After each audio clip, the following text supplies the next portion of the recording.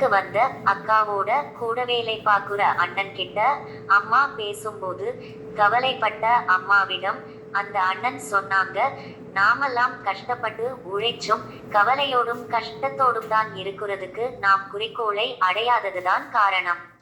குறிக்கோளை அடையணும்னா மற்றவர்களுடைய தேவைகளை பூர்த்தி செய்கிறதை நோக்கமாகொண்டு செயல்பட்டிருக்கணும்.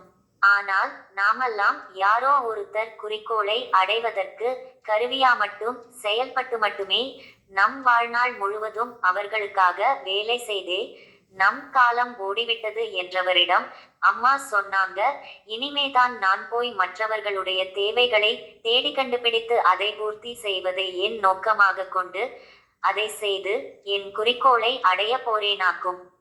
போப்பா, காமெடி பண்ணாதே என்றவரிடம் அந்த அண்ணன் சொன்னாங்க, இல்லம்மா, நீங்க தேடி கண்டுபிடிக்க வேண்டிய அவசியமே இல்லை. ஏன்னா இப்ப உங்களுக்கு என்ன தேவை இருக்கோ அதே தேவைதான் நம்மை சுற்றி எல்லாருக்கும் இருக்கு. உங்களுக்கும் எனக்கும் மட்டுமல்ல, நம்மை சுற்றியிருக்கிற எல்லாருக்குமே பொதுவா இருக்கிறது பண தேவைதான். அதை நாம் ஏன் பூர்த்தி செய்யக்கூடாது? ஏம்பா, மறுபடியும் காமெடி பண்ணுறியா?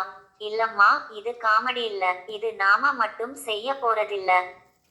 நம் தமிழ்நாட்டை சேர்ந்த ஏபி செந்தில்குமார் மற்றும் சி பாபு, இந்த 2 பேரும் சேர்ந்து நம்மளோட உதவியோடு மக்களை ஒருங்கிணைத்து தங்களுடைய accessindia.com என்ற ஆன்லைன் மற்றும் ஆஃப்லைன் ஷாப்பிங் கம்பெனி மூலம் நமக்கு அன்றாடம் தேவையான எல்லா பொருள்களையும் தங்களிடம் வாங்க செய்வதன் மூலமும் அதை மற்றவர்களிடம் விளம்பரப்படுத்த நம்மை பயன்படுத்திக் கொள்ளியதற்காக விளம்பரதாரர்களுக்கு கொடுக்கும் பணத்தை நமக்கு கொடுத்து நாம் நம்முடைய குறிக்கோளை அடைவதையே தங்களுடைய நோக்கமாக கொண்டு அதை பூர்த்தி செய்வதன் மூலம் தங்களுடைய குறிக்கோளை அடைகிறார்கள்.